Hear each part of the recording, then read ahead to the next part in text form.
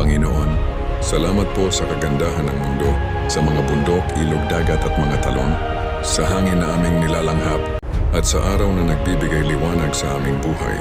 Turuan mo po kami na alagaan ang iyong nilikha. Bigyan mo kami ng malasakit sa kalikasan upang hindi namin ito abusuhin, kundi mahalin at protektahan. Naway maging responsable kami sa bawat kilos at desisyon para mapanatili ang ganda ng mundo para sa susunod na henerasyon. Gabayan mo po kami araw-araw at punuin mo ang aming puso ng pasasalamat at paggalang sa iyong likha. Amen.